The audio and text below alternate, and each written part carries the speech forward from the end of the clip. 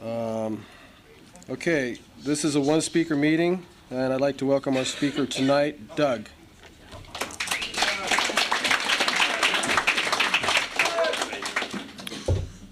My name's Doug, and I'm an alcoholic. And I want to tell you right away, I don't have a pitch.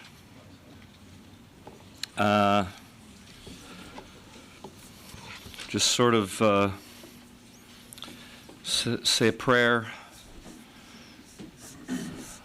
ask God to give me the words, and hope that He does.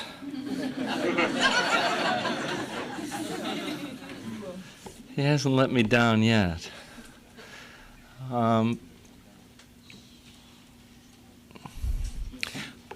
I also want to say that I'm not an authority on anything, least of all alcoholism or sobriety. What I know I've learned by reading the book Alcoholics Anonymous, the one that we call the big book.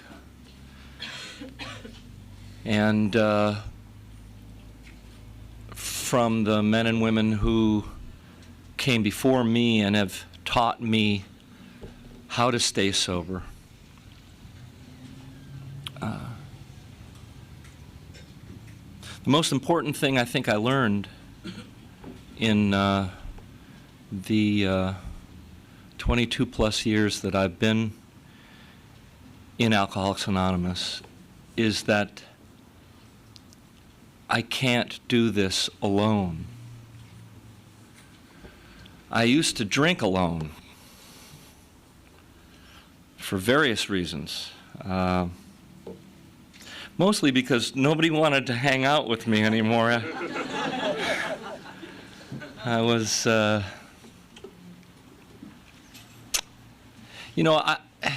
this is Alcoholics Anonymous, and I will confine myself to singleness of purpose as best I can. But I'm what you call a garbage can. And I would qualify to have a seat in this room if it was Glue Sniffers Anonymous or Freon Huffers Anonymous or Hold Your Breath Until You Pass Out Anonymous. Or Sniff Gasoline Until You Throw Up Anonymous, or what I'm trying to say is that I'll do anything to get high, basically, and it's because I guess when I popped out, I just didn't like being here. I didn't feel comfortable being here. So of course I didn't like it, because I didn't feel comfortable. I didn't feel like my skin fit. I felt like I had been drop-shipped into the wrong family, and they hadn't come back to get me yet. And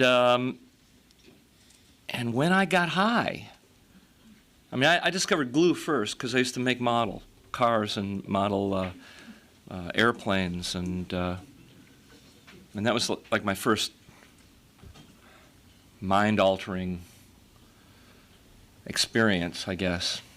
Something that I would rely on to take me out of my normal feeling. And I guess it was just, it's hard to say I really enjoyed, sniffing glue and having the wah, wah, wah, wah, go on and see the spiders crawl across the thing. But, to me, anything was preferable to the way that I normally felt, because I just didn't feel right. And when I got high, I may not have enjoyed my experience, but I enjoyed feeling different than I normally felt. And for a very short time, I felt like my skin fit. I felt comfortable.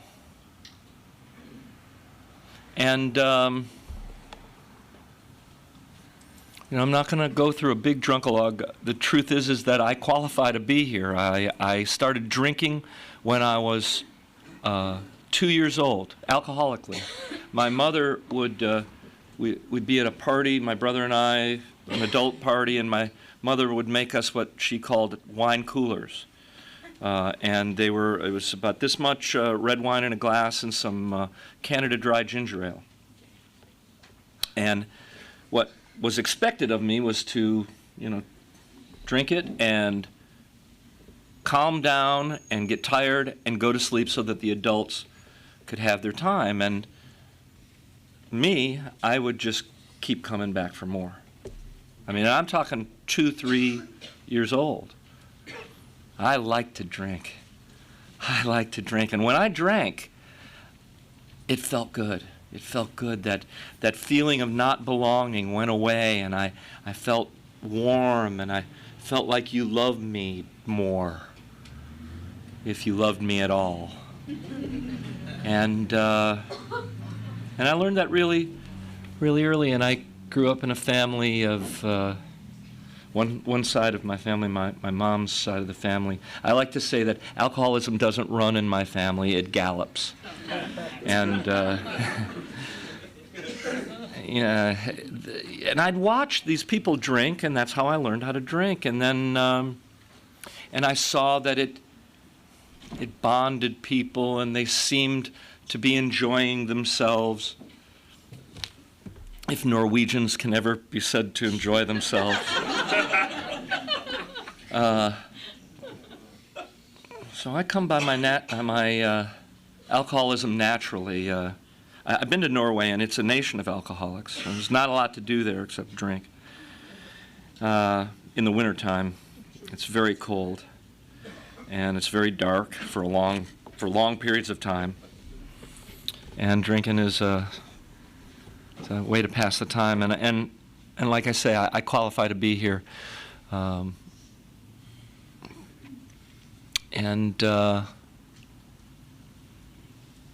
I think the most important other thing, apart from learning that we don't do this alone, that I learned here, and it's the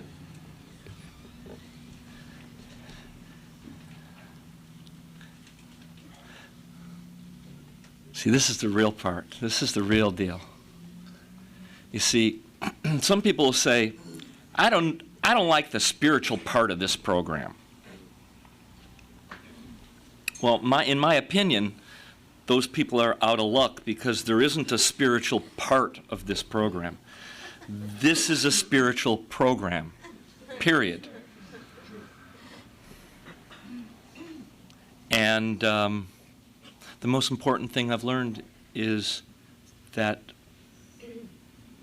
there is a God, and I'm not him.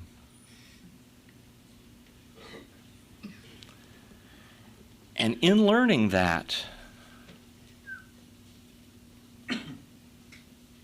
all of my problems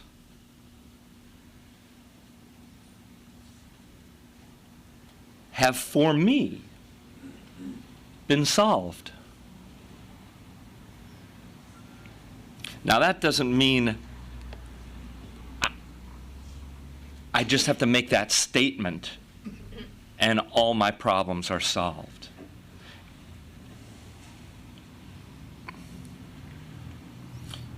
For me, what it means is that I learned that truth and accepted the responsibility of what that meant.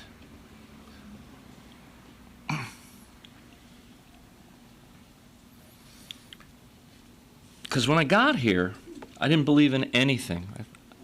For many, many years, I believed in me. You know, I was taught, you can do anything, Doug. Anything you put your mind to, you can do it. You know, my parents were they were scoffers, and they were big on self-determination. You know, and they taught me, well, anything you want, you can have if you're willing to work hard enough for it, you know. But it's you. You got to do it. It's all down to you, Doug. And, you know, out there, they were right. It's true, you know. I dreamed big dreams, and I worked really, really hard.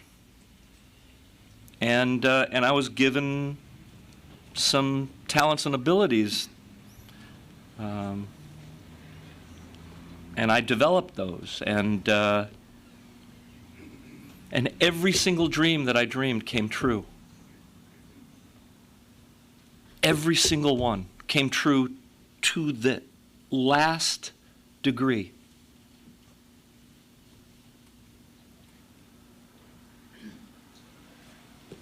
And on the day, because there was a day that came when all of my dreams came true. All of them.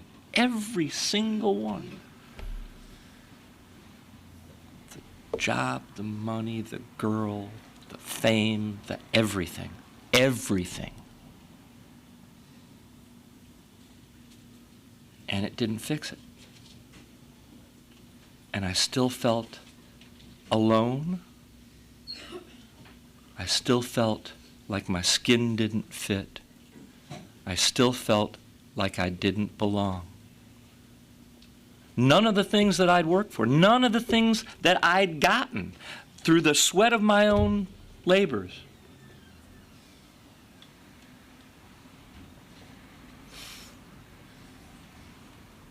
fixed it. And that's when I truly knew that I was screwed.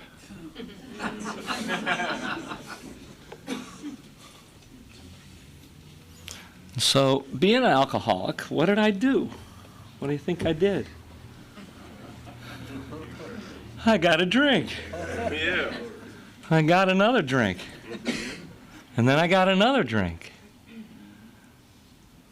And then I got a little bit of this and a little bit of that, and I got a little bit of this and a little bit of that too. And I got a little bit more. And when they involuntarily committed me to St. John's Mental Hospital down the road here, at the end of that time, and I realized, well, that didn't fix it. Then I was really screwed. What do I do now? Because I don't believe in anything, you know. I don't believe in anything. I wasn't taught to believe in anything. I was raised by scoffers. They didn't give me any kind of spiritual center. I didn't have anything to unlearn either, which was kind of cool.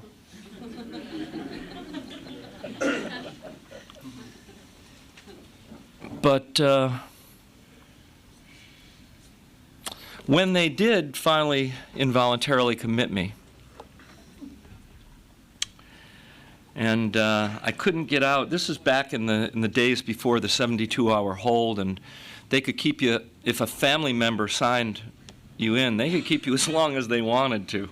And they took my belt and they took my pink cowboy boots, and they weren't giving them back to me. They weren't giving them back to me. And you know, if you stay in a mental hospital long enough and you're not really crazy, if you're merely alcoholic, you will go crazy. Because there's not a lot to do in a mental hospital. And I used to sit up late at night talking with this woman who had committed herself because she had been assaulted and it had traumatized her.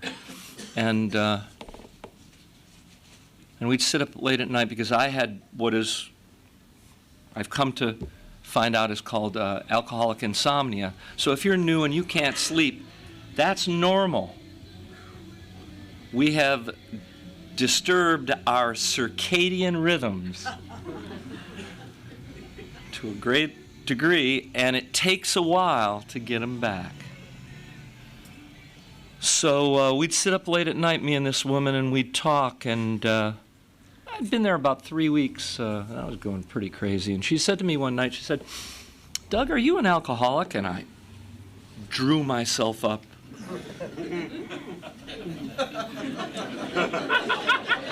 I said, "Do I look like an alcoholic?" And she said, "Oh, no, that I wasn't trying to insult you.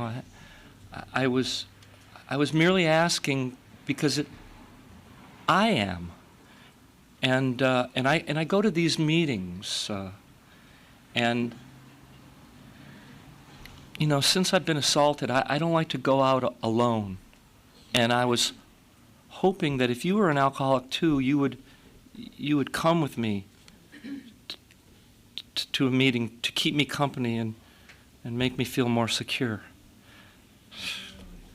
And you know, now I know what she was doing. But at the time, I just said, "Well, I'm sorry, I can't help you out. I feel bad for you." See, we alcoholics are sly. And I said, I'd like to help you out, but I'm not an alcoholic, I'm sorry. And she said, "Oh, that's fine, that's okay." A couple weeks later, I was really going crazy. I mean, really going crazy.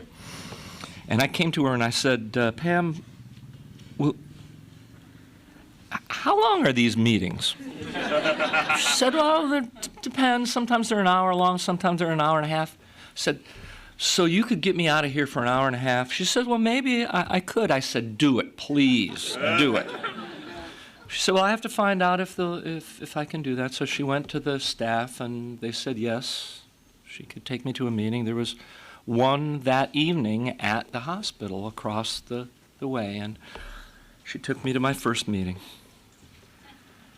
And I heard a guy tell his story, and he wasn't in the business that I'm in, and he was what you call a drugstore cowboy. You know, he used to rob drugstores to get, you know, these drugs that I wouldn't bother doing. And you know, because we drug addicts, we heroin addicts look down on meth addicts, look down on, you know. There's this hierarchy of scumbags.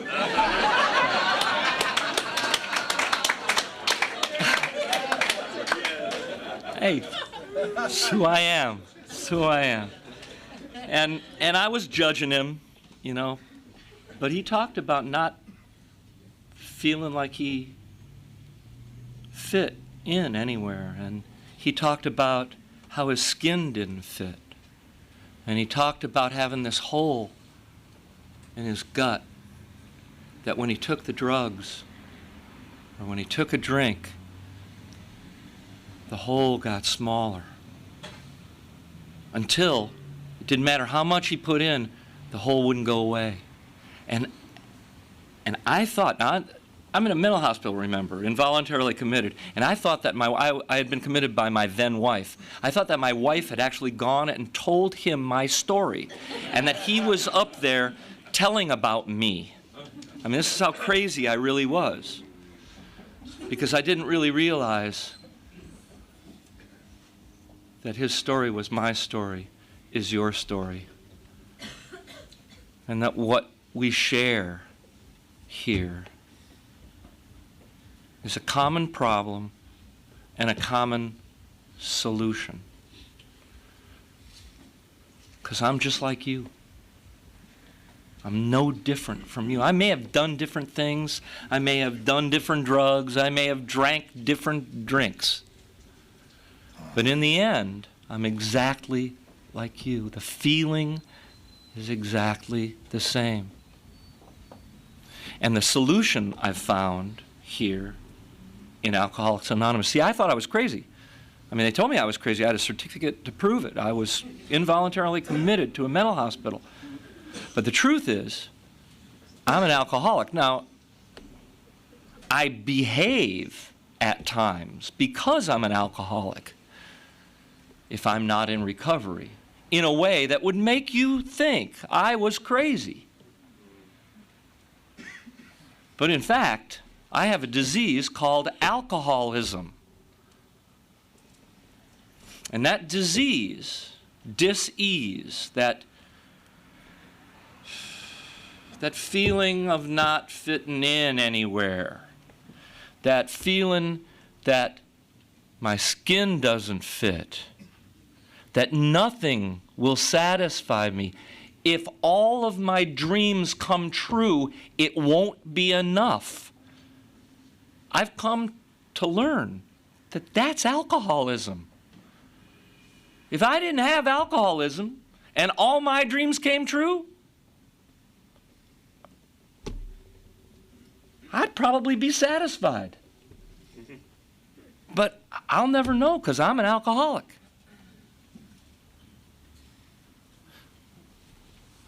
And so that night I heard this guy tell my story. And then everybody at the end of the meeting stood up and said the Lord's Prayer. And that was just too freaky for me. Coming from a place of scoffers and nothing, you know, to be in a room where everybody's holding hands and saying this prayer, it was strange for me. And on the way out, back to the locked ward where Pam was going to deliver me, I said, is there another meeting I can go to? And she said, there's one tomorrow morning at 7 o'clock. And so I went to that one with her too. And at that meeting, she bought me the book Alcoholics Anonymous. And I heard another guy tell my story at that meeting. And I went back to the ward and I read the book from cover to cover, like any good alcoholic will. But I've since learned it's not a novel. It is a page turner, but it's not a novel. It's a how-to book. That's what it is. It's a how-to book. And I realized then that I wasn't crazy, that I had a disease called alcoholism. And so if I promised that I would, if they released me from the mental hospital, if I would go to meetings with Pam, they would let me out. And so I did. But I really had nowhere else to go because I'd burnt every bridge. I had no friends. I had no career. My family didn't want anything to do with me. My health was very, very shaky. A friend of mine who saw me come in, we're still friends, she's got 25 years now, said I looked like a piece of dried wood. And I thought I was looking good in my pink cowboy boots and, you know.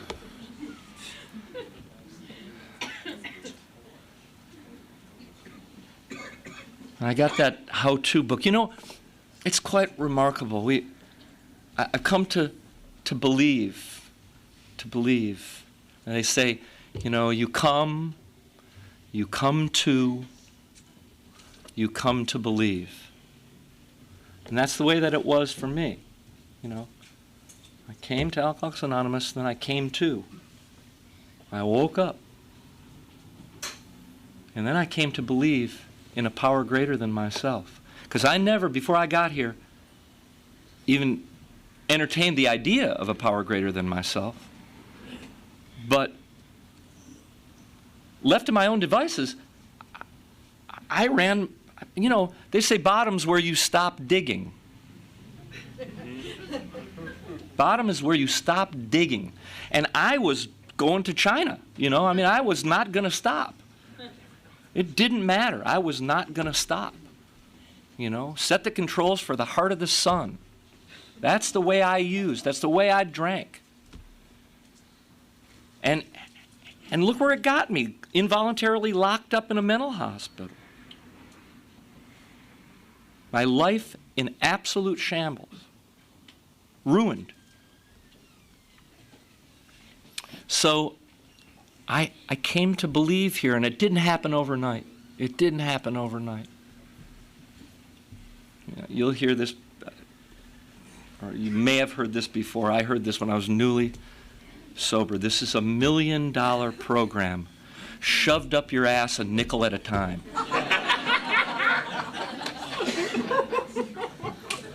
And I believe that that's the truth, because sometimes it is uncomfortable and painful.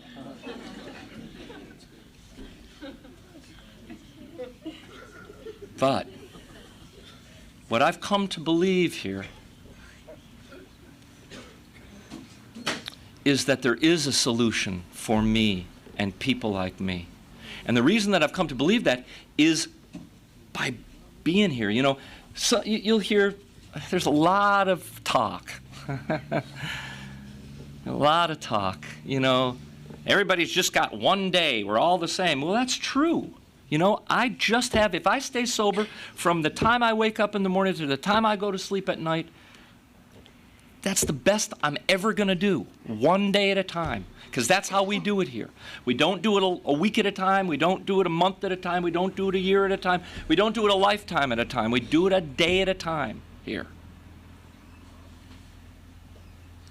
But there is a difference between having one day at a time and 10,000 days at a time. And the difference is that in those 10,000 days that you don't take a drink or a drug, and you experience things sober, you know how to get through those things sober.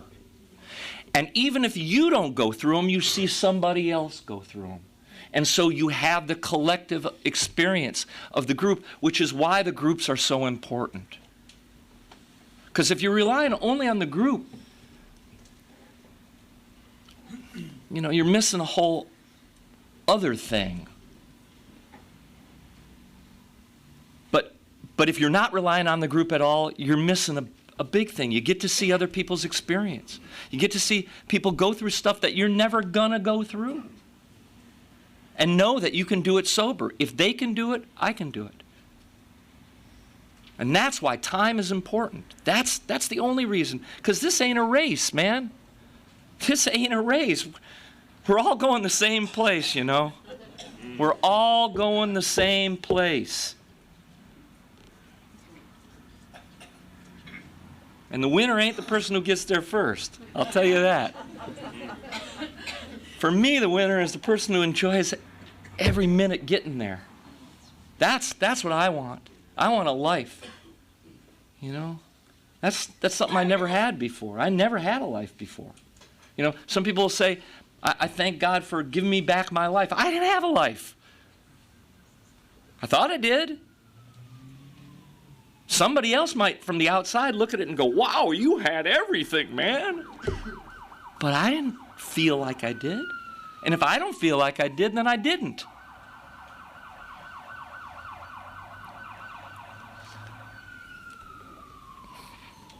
So I learned about a power greater than myself. We don't do it alone. It's a power greater than myself, who I can now call God. Doesn't matter what you call it. God is a good shorthand word to describe something that's indescribable. Because if I could describe God to you, it wouldn't be God. If I could understand it, get my whole mind around it, like we alcoholics love to do, get our minds around something, understand it. If I could understand it, it wouldn't be worth believing in. Because it wouldn't be big enough to solve my problems. My problems are huge. And I need a big God to solve them.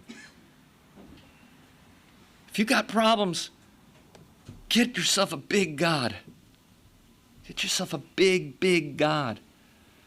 Help you solve them. If you had a terrible, God forbid, if you had a terrible physical disease that made you suffer daily, moment by moment, to where your life was a living hell, and somebody said, here's a book that if you read it and follow its instructions,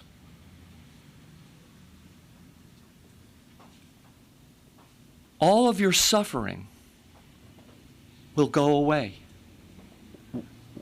Would you pick up that book and read it and do the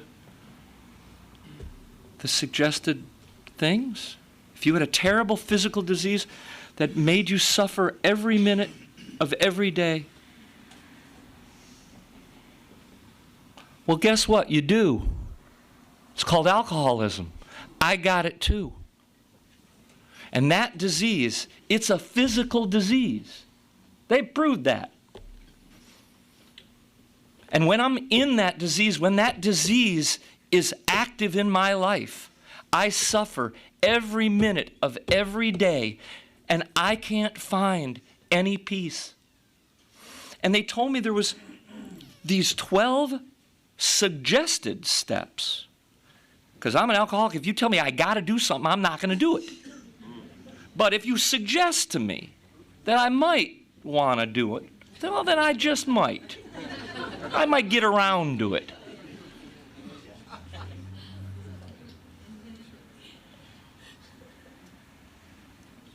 So, we do have this book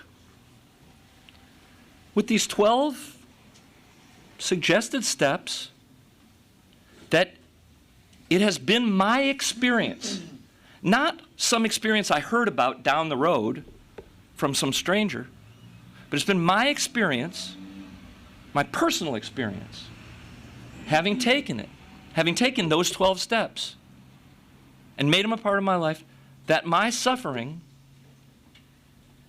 from this disease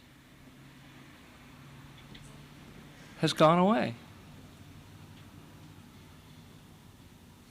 And it's also been my experience to watch you take those 12 steps and see your suffering go away. See lives that weren't worth living become lives that are inspirations to other people.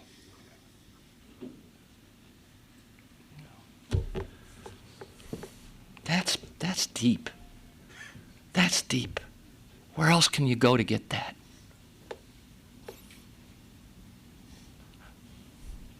I just came here to stop drinking because I couldn't stop and I had nowhere else to go. That's why I came to Alcoholics Anonymous. And what I got was a life, a full life. I got friends for life. I heard a guy speak. I was a year sober at a meeting. It was his 9th birthday. He spoke that night. And he touched me. He was just an amazing guy. He'd been to prison and he had all these experiences, and he'd ridden with this famous motorcycle gang, and he had all these romantic experiences that I'd never had. He talked about his suffering, and I related to him, and I loved to ride motorcycles, and I had one at the time, and so we started riding motorcycles together, and he became my sponsor, and he's been my best friend for 22 years. And I've learned so much from him about living life, about walking through problems and troubles with grace and dignity, and how to be a man. God, I came here, I wasn't even a little boy. You know, I was an infant. And I got taught by the men here how to be a man. And you know, that's, like I said, I'm not an expert, but I'll tell you, this thing works. It worked for me, and I'm not special. I'm not different from you. I mean, It's funny to say in a room full of alcoholics because we all think we're different. I know I did. It's like I'm terminally unique. I am the only one who ever felt like this. I'm the only one who this ever happened to. Ever. And then somebody will be sharing from the podium about their experience, and I'll go, oh my God, they did that too. And it's some hideous thing, that I thought only I did. And then I find out it's not so hideous. Then I find out it has no power over me anymore.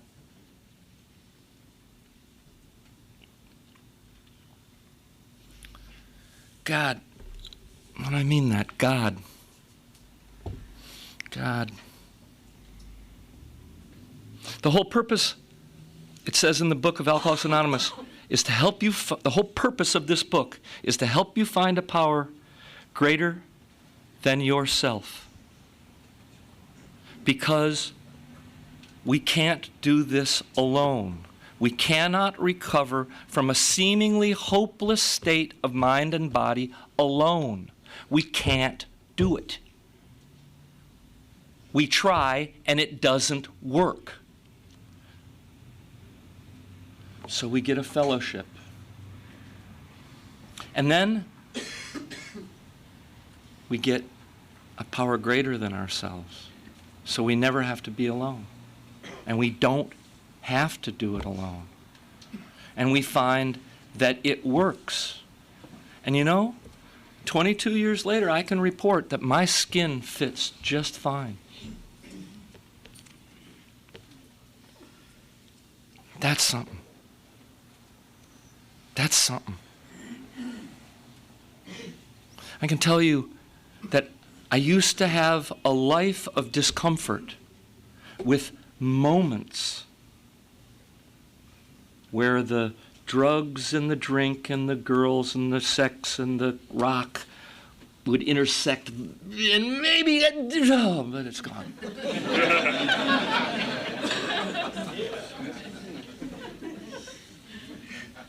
And now I have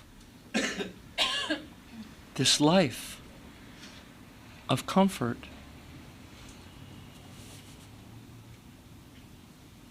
And moments every once in a while of annoyances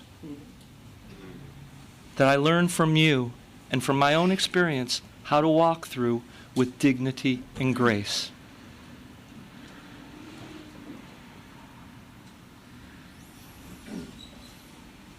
And I don't know if you ever asked yourself the question, but I know I did when I first got here. It was, why me? God, why me? Why did you do this to me? Well, I know that that's not true. But I do know why me.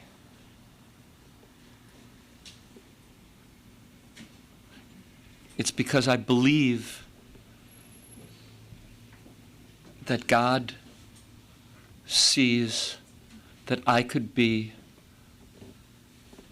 of unique usefulness to Him. And that my experience of its own is fairly meaningless. But my experience expressed to my fellows, those who suffer just like I do, has value. And I hope it has tonight. Thanks a lot.